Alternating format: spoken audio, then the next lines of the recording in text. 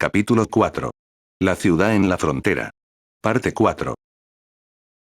La mañana llegó antes de lo previsto, y para entonces ya estaba dentro de la habitación que su padre había usado una vez como estudio, con una mano pellizcada sobre el puente de la nariz mientras contemplaba.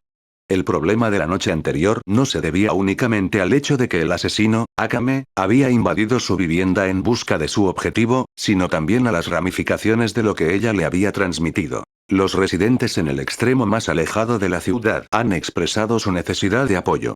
Le leyó Elaine desde un costado, echándose hacia atrás su largo flequillo detrás de las orejas. Siempre había sido meticulosa y recta debido a su crianza en la impulsividad de sus hermanos, y eso se reflejaba en su diligencia por mantener las cosas en orden. Ella vino, como siempre lo había hecho a su casa al amanecer, dispuesta a ayudarlo, y en este caso, fue para informarle del creciente problema que había que resolver. El dinero es escaso, y la cosecha de este año no fue tan adecuada como se predijo. Continuó Elaine, leyendo una hoja de papiro seco antes de mirarlo discretamente. Si no resolvemos pronto el problema de la comida, la gente morirá de hambre cuando llegue el invierno. Él suspiró. Este era su problema exacto. Inicialmente, había planeado enviar a la gente del pueblo a la capital del imperio para trabajar y conseguir raciones, pero con lo corrupto que Akame describió vívidamente que era, estaba más que indeciso en enviar gente buena por un resultado desfavorable. Elaine tomó nota de su suspiro y no pudo evitar sentirse culpable por presionarlo a tomar una decisión pocas semanas después de la muerte de su padre y un día después de la ceremonia de inauguración. Para ser franco, ella no quería, ya que había crecido junto a él, y a su vez, lo conocía mejor. Las luchas de los demás también eran sus luchas, pero también era cierto que tampoco podía permanecer ignorante. Los dos cayeron en un tranquilo silencio, el único sonido en la habitación provenía de Artus y Ana riendo y gritando mientras jugaban a pelear con las espadas de madera que les regalaban. Estaban en marcado contraste con él y Elaine, que hacían muecas sobre un escritorio de roble, Elaine de pie respetuosamente a un lado, con la cabeza gacha en pensamiento antes de que Ana inesperadamente comenzara a tirar de su pernera del pantalón. ¿Tocar? Preguntó Ana, señalándose a sí misma y a Artus, que tenía ambas espadas de madera en sus manos mientras reía y sonreía tontamente. La expresión de Elaine se puso rígida antes de mirarlo angustiada. Si había algo cierto acerca de ella, era que no tenía mucha experiencia en el trato con niños pequeños. Era solo algo en su personalidad directa que le dificultaba asociarse con ellos. Desafortunadamente, los niños sentían una extraña atracción hacia ella. Te escojo a ti, dijo Artus, apuntando con una espada de madera a Elaine, cuya expresión neutral se transformó en una de súplica mientras lo miraba. Él la ignoró, fingiendo que no podía ver la desesperación que brilló en sus ojos cuando Ana se subió a sus hombros y Artus comenzó a golpear débilmente sus piernas. No era como si fuera un desalmado, sino porque sabía que si Elaine no estaba allí, sería él quien estaría en su posición. Actualmente, ya tenía mucho que hacer. Susurrando una disculpa silenciosa, Elaine lo miró con amargura mientras Ana y Artus insistían en que fuera a jugar al patio con ellos, lo que provocó que Elaine se fuera. Casi podía sentir su angustia cuando escuchó a Ana hacerle una pregunta a Elaine. ¿Pueblo después? Su boca se curvó lentamente hacia arriba antes de detenerse mientras consideraba el asunto de las provisiones una vez más, mientras se quedaba solo en el estudio de su padre. Sin embargo, en realidad no estaba solo. Después de que Elaine y los otros dos se fueran, una figura descendió graciosamente desde el techo en la esquina de la habitación. Con una capa marrón que se negó a quitarse, Akame lo miró en silencio. Había decidido aceptar su oferta la noche anterior por dos razones. Uno porque quería observarlo a él y a su Teigu, y el otro porque era probable que su objetivo eventualmente regresara si esperaba lo suficiente. Ya sabes. Llamó. No tienes que seguir escondiéndote. La gente aquí no sabe nada sobre la capital. Akame lo miró fijamente antes de negar con la cabeza y bajar más la capucha de la capa. La primera lección que todos los asesinos aprendieron fue que nunca existió una frase como ser demasiado cauteloso. Aunque la ciudad fronteriza estaba en una zona remota del imperio, siempre que existiera la posibilidad de que la identificaran, prefería jugar a lo seguro. No es necesario, dijo con frialdad. No volveré a mostrarte mi cara. Podía decir que ella no quería decir que se iría, sino que lo seguiría en secreto. Además, no estaba en la naturaleza de un asesino estar al aire libre. De hecho, su capa probablemente se vería aún más discreta en una pequeña ciudad donde todos parecían conocerse. En ese caso, ¿por qué se molestaría en revelarse a él en lugar de permanecer oculta? La respuesta llegó descaradamente cuando ella metió la comida, que él había preparado antes para un almuerzo temprano, en una bolsa de almacenamiento que llevaba consigo sin siquiera detenerse. Su labio tembló, su comportamiento de alguna manera le recordó a un glotón que una vez conoció, pero de todos modos. Observó en silencio mientras ella tomaba la comida y regresaba al lugar donde se había estado escondiendo, dejando el silencio como su único compañero. No le molestó mucho. En cambio, se levantó y decidió que era mejor seguir adelante con las actividades del día mientras contemplaba la inminente escasez de alimentos. Pasando por delante de Elaine y sus hermanos, se dirigió hacia cierta parte de la ciudad, una sombra ágil arrastrándose detrás de él mientras miraba con asombro la comida en sus manos. Aunque el pueblo era pequeño, con una población que apenas llegaba a los 100 habitantes, la distancia entre su hogar y su destino era relativamente corta. Era una sencilla cabaña hecha de paja que se mantenía unida por resina reunida e hilo atado sobre una base de madera. El almizcle de su olor era particularmente fuerte, pero era un olor que los lugareños atribuían como medicinal debido a la importancia que le daban al sencillo edificio. Era su alojamiento como el único sanador de la ciudad lo que, en comparación con otras instalaciones similares en otros lugares, parecía faltar. Para él, sin embargo, estaba bien siempre que pudiera cumplir su propósito. En ese sentido, ya había alguien esperándolo en la puerta principal. Un hombre barbudo con un pañuelo sobre su cabello revuelto y una túnica de piel sobre su cuerpo y pantalones de cuero atados. Mi hijo. Dijo el hombre barbudo, acunando a su hijo en sus brazos con preocupación. No sé qué le pasa. Asintió en silencio antes de pasar al hombre para abrir la puerta principal e invitarlos a entrar.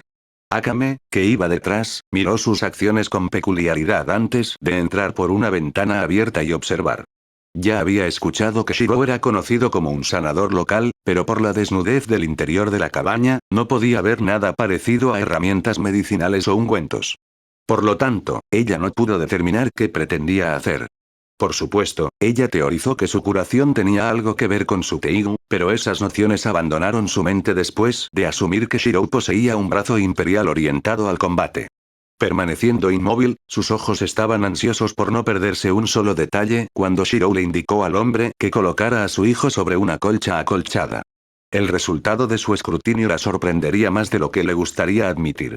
Momentos después de que el hombre había dejado a su hijo en el suelo, Shiro se inclinó sobre el chico y puso una mano sobre el pecho del chico. Parpadeó y luego volvió a parpadear. Su boca colgando abierta mientras la tez enfermiza del chico se desvaneció visiblemente. Imposible. No podía describir lo que estaba viendo ni explicar su asombro. Ella no lo vio usar un Teigu. Y este solo hecho la asombró.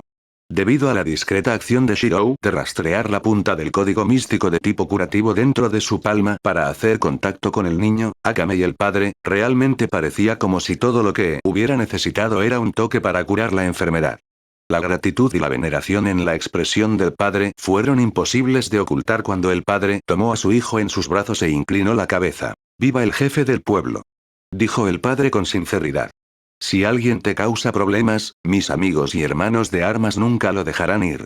Shiro negó con la cabeza ante la seria declaración del hombre antes de levantarse y tomar un paquete de comida en conserva de otra habitación de la cabaña y ofrecérselo al padre. «En lugar de poner tus esfuerzos en pagarme, toma esta comida y cuida a tu hijo».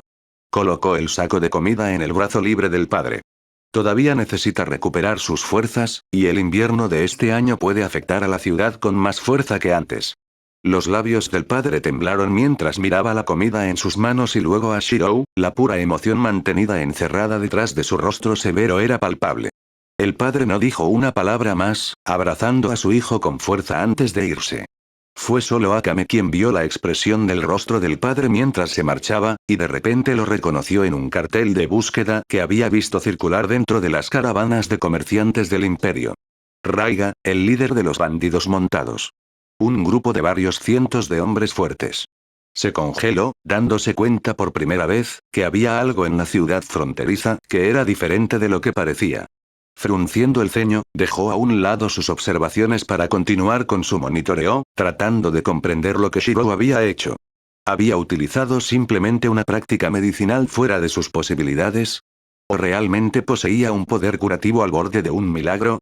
En cualquier caso, cuando consideró su valor a los ojos del ejército revolucionario, se asustó al darse cuenta de que se volverían locos por él.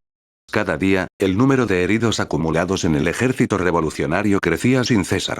Si Shirou podía curarlos a todos con un solo toque, entonces no se sabía hasta dónde llegaría el ejército revolucionario para asegurar la cooperación de Shirou. Más aún, las repercusiones si el imperio lo reclutara en su lugar.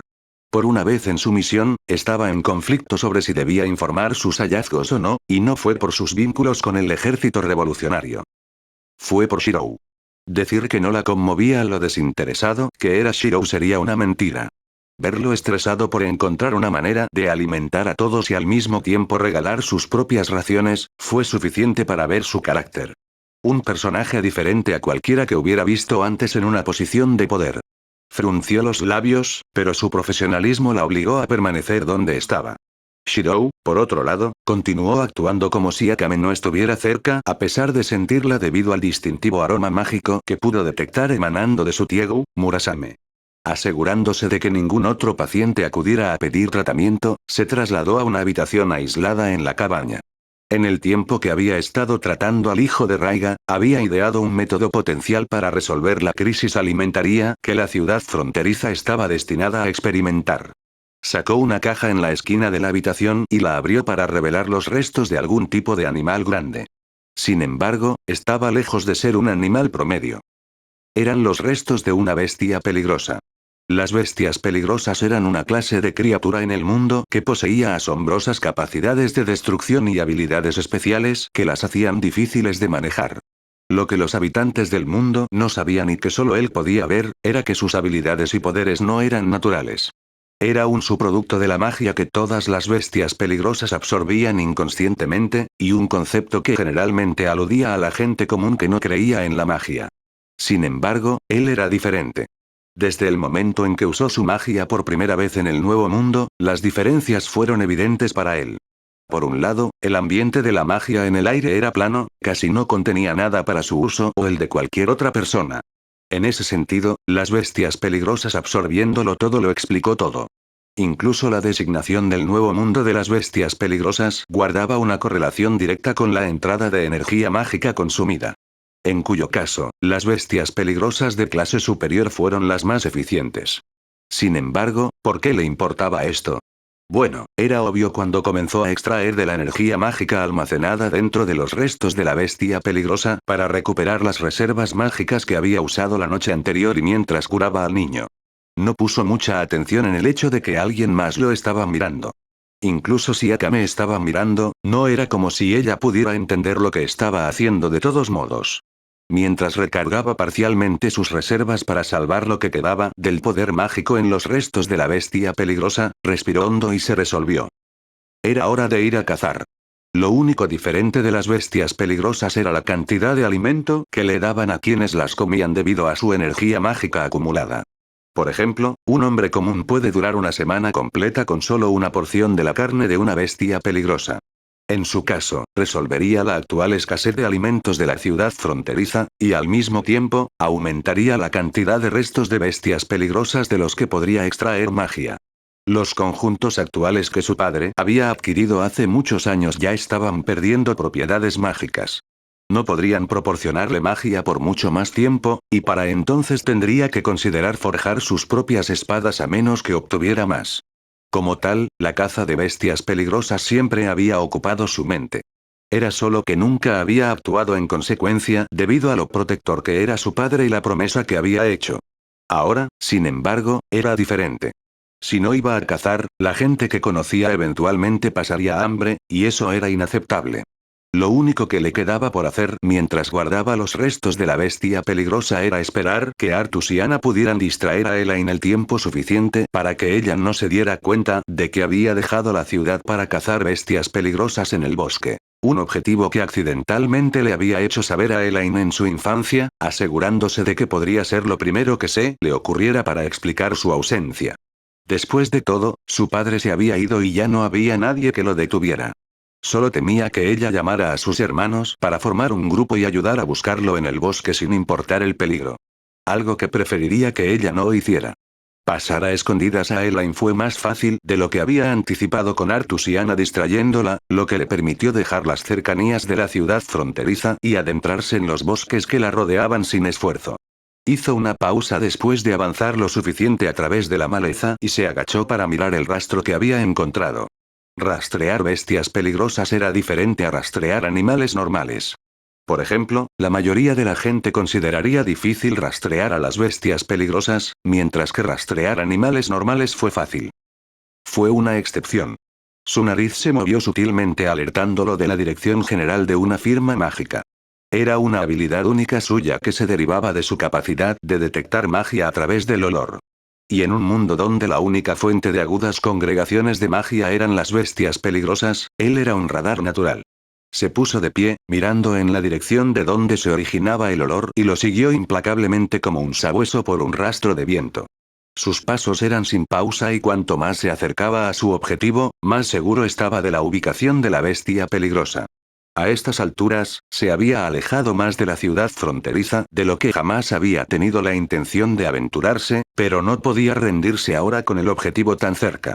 Olía a tierra y grava con algo mezclado en parecido a grosella. Cerca fue un eufemismo, la bestia peligrosa no debería haber estado a más de 60 metros de su ubicación actual, pero un evento lo obligó a cambiar sus prioridades. Su ubicación actual estaba sobre una colina elevada con vista a un acantilado empinado que conducía a un valle profundo donde el olor a sangre estaba impregnando. Cerca del valle, pudo ver dos grupos de personas, uno rodeando al otro en un estrecho cerco. Los que formaban el cerco estaban vestidos con una gruesa armadura acolchada con correas de metal para proteger su pecho, brazos y piernas. En sus manos tenían espadas y lanzas apuntando amenazadoramente al otro grupo. En comparación, los atrapados dentro del cerco estaban lejos de estar equipados para la batalla. Llevaban delgadas capas de piel marrón que solo cubrían ciertas áreas privadas de su cuerpo y nada más. Sin embargo, lo que lo enfureció fue el hecho de que los rodeados estaban compuestos principalmente por mujeres y niños. Los pocos hombres que podía ver miraban furiosos mientras mantenían a las mujeres y los niños detrás de ellos. No sabía nada sobre los dos grupos, lo que lo convertía en un extraño total de lo que estaba pasando, pero Akame, escondida en los árboles, pudo reconocer sus características distintivas de inmediato. Eran gente de Wakoku. Amargos recuerdos pasaron por su mente, pero en su mayor parte pudo inferir lo que estaba pasando. Las naciones de Wakoku estaban actualmente en guerra entre sí para unificar las tierras, y no era raro ver a naciones rivales matando a poblaciones enteras. Por supuesto, no estaba segura de los detalles de los grupos frente a ella, pero entendía lo que estaba a punto de suceder y eso le heló la sangre. Había visto situaciones semejantes antes, la crueldad de los humanos. Inconscientemente, se volvió para mirar a Shirou, para ver qué haría alguien como él que creía en el bien de los demás. Y la asombró. Treith, on. Algo en el aire pareció cambiar, una ráfaga de viento viajando hacia afuera en céfiros en miniatura que soplaron en su rostro. Un silbido bajo, el sonido de Murasame retumbando desde dentro de su funda. Y luego una raya azul rasgó el cielo como una demostración de poder divino. El castigo del cielo a los blasfemos. Justo castigo. El hilo plateado del arco negro en las manos de Shirou reverberó una vez, luego dos, luego tres, continuando en una cacofonía de cuerdas pulsadas, incapaz de entender el impacto que estaba teniendo en Akame. Sus ojos estaban entrecerrados, entrenados. No importaba si no sabía quién tenía razón o quién no con los grupos de adelante. Todo lo que importaba era que no podía estar de acuerdo con matar a aquellos que ni siquiera podían defenderse. No cuando los niños lloraban y las madres lloraban. Bien o mal, había tomado su decisión. Arrojó el cerco con una lluvia interminable de acero retorcido. Las flechas de la espada alteradas atravesaban la tierra con cráteres del tamaño de un melón y salpicaban las entrañas que se desintegraron por el calor del impacto. La intervención fue repentina e instantánea, docenas de hombres con armadura reducidos a nada mientras el grupo rodeado miraba aturdido. Para entonces, todo había terminado. Bajó su arco mientras tomaba aire, avanzando en el siguiente instante para enfrentar a los que estaban delante de él en un estallido de velocidad reforzada. Naturalmente, su apariencia permitió a las personas más inteligentes del grupo rodeado comprender lo que había sucedido cuando se paró a poca distancia frente a ellos. ¿Quién eres tú?, preguntó con calma, inclinándose a su lado. Incluso si salvó a estas personas, tenía suficiente experiencia para comprender que a veces las apariencias engañan. El grupo frente a él estaba compuesto principalmente por mujeres y niños, pero sus personajes no estaban garantizados. Los hombres del grupo lo miraban con cansancio, pero se hicieron a un lado cuando se acercó una joven que vestía tobilleras de plumas y puños de cuero. Su piel estaba bronceada, y debido a que su ropa solo consistía en una piel marrón que cubría su pecho y caderas, pudo ver cuán en forma estaba físicamente. Sobre el hombro de la joven había un hombre inconsciente de mediana edad que parecía haber sufrido una lesión grave. Somos gente de la nación Heiwa de Wakoku. Dijo, con un tono de voz suave y moderado. Esos bastardos de Hageshi saquearon nuestras casas, y nos persiguieron para erradicar completamente a nuestra gente. Hemos tenido que correr hasta aquí cerca de la frontera misma del imperio. Diciendo eso, la mujer se quedó en silencio, mirándolo con cautela mientras asentía. Parecía que había tomado la decisión correcta. La gente frente a él no parecía estar mal con el solo hecho de que podía ver que no habían abandonado a sus heridos ni siquiera en medio de una persecución. El único factor que lo estaba confundiendo en ese momento eran las expresiones que le estaban dando por salvarlos. ¿Por qué? ¿Por qué nos ayudaste? La mujer finalmente preguntó en el silencio que se estiraba. Los miró como si fueran mudos. El pensamiento del habitante del Nuevo Mundo, completamente diferente en comparación con el suyo. Todos eran cautelosos por naturaleza, calculadores y cansados de caer inadvertidamente en tácticas y trampas ocultas, incapaces de ver que dentro de las personas no era solo crueldad, sino también bondad. Comprender la difícil situación de los demás y simpatizar sin motivos ocultos. Ayudar sin importar el beneficio. Un rasgo que la gente de Heiwa necesitaba ver para comprender sus acciones. ¿Pero fue realmente su culpa? Las personas son moldeadas por los lugares en los que viven. Así es como aprenden a adaptarse y sobrellevar la situación, y desafortunadamente, el mundo más allá de los límites de la ciudad fronteriza parecía más duro de lo que esperaba. ¿Pero eso significaba que tenía que adaptarse a un mundo así? Obviamente no. El hecho de que los salvó no significaba que lo hubiera hecho por cualquier otro motivo. ¿Está mal ayudar a los demás? Dijo sin dudarlo, asombrando a la multitud, ya que no pudieron detectar malas intenciones de él. Ve al sur de aquí y sigue un camino desgastado. Te encontrarás con un pueblo fronterizo, y aunque actualmente sufre escasez de alimentos, la gente seguramente te ayudará de todos modos. La mujer lo miró asombrada. Porque algo se hizo cada vez más claro a medida que pasaban los minutos. Que no pidió nada a cambio de salvarlos. La expresión fría de la joven finalmente rompió ante su compasión, frunciendo las cejas como si no supiera qué pensar de él. ¿Usted nos albergaría? La gente de Hageshi no se dará por vencido tan fácilmente y se vienen a atacar. La joven explicó peculiarmente. Se encogió de hombros y los miró con una amabilidad que poco a poco estaba disipando sus sospechas. Entonces la gente de Hageshi tendrá que darse cuenta de que ya no estarán peleando dentro de las fronteras de Wakoku. Dijo. Había una capa de misterio rodeándolo en ese momento que hizo que la joven sintiera una medida de seguridad en sus palabras, finalmente convenciéndose a sí misma de una decisión. Eres diferente. Dijo ella, grabando su apariencia en su mente. La gente de Heiwa no olvidará esto. Diciendo eso, las jóvenes llevaron a todos en su grupo a seguir las instrucciones que él le había dado para llegar a la ciudad fronteriza, dejándolo atrás. Cuando todos se fueron, fue solo entonces que puso una cara larga al darse cuenta de que al ayudar a la gente de Heiwa había incurrido en la posibilidad de un ataque en la ciudad fronteriza. Entonces, ¿debería haberse quedado parado y haber presenciado una masacre? Era imposible que alguien como él hiciera tal cosa. Por lo tanto, no se arrepintió de sus acciones. Lo único que importaba ahora era avanzar hacia una conclusión que pudiera aceptar. Cuando la gente de Hageshi atacó, entonces hubo un problema definido que primero tendría que abordar. La ciudad fronteriza no tenía nada parecido a una línea defensiva. El enemigo podía ir sin impedimentos antes de llegar al área donde vivían los habitantes y comenzar una masacre. No tuvo reparos en la confrontación, pero el problema era que le era imposible defender todo el pueblo de una vez. Necesitaba hacer algo para canalizar a todos los enemigos en un solo lugar. Algún tipo de muro defensivo con una sola abertura para permitir la salida y la entrada. Sin embargo, la ciudad fronteriza no tuvo el tiempo ni la mano de obra necesaria para construir tal muro. Por lo tanto, solo tendría que improvisar. Un plan rudimentario comenzó a formarse en su mente cuando comenzó a moverse, deteniéndose apenas cerca de la ciudad fronteriza. Era un plan que solo alguien como él podría idear, pero tal vez simplemente funcione. Cerró los ojos, extendiendo un brazo sobre su cabeza mientras una turbulenta onda de energía mágica se unía a su alrededor y una presión descendía sobre el área que no podía describirse. Un rastro de palabras que reflejaba el meollo de su mundo interior hecho realidad. I am the bone of my sword. El poder vibraba dentro de él, menguando incesantemente como el agua en la orilla del océano, y de sus manos, sombras amenazantes comenzaron a crecer y tapar el sol.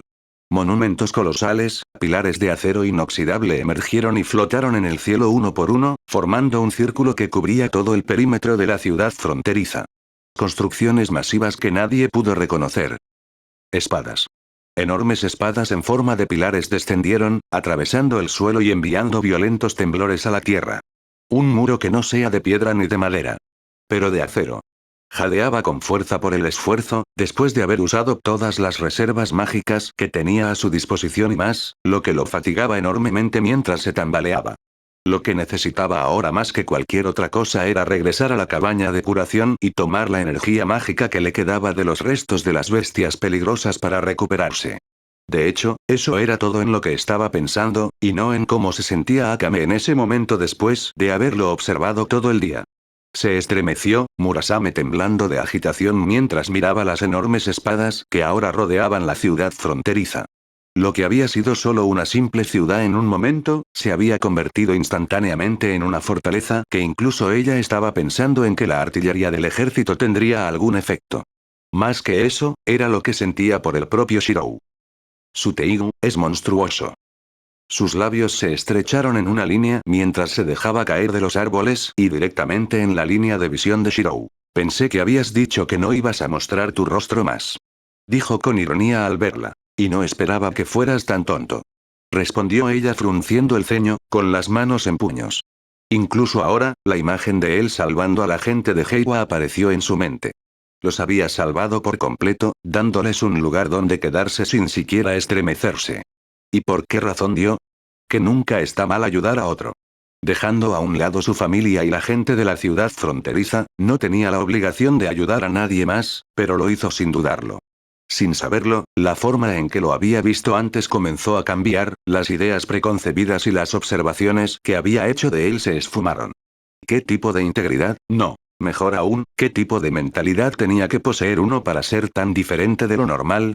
La gente que conocía, los males que había visto, ninguna de sus experiencias podría prepararla para afrontar semejante anomalía.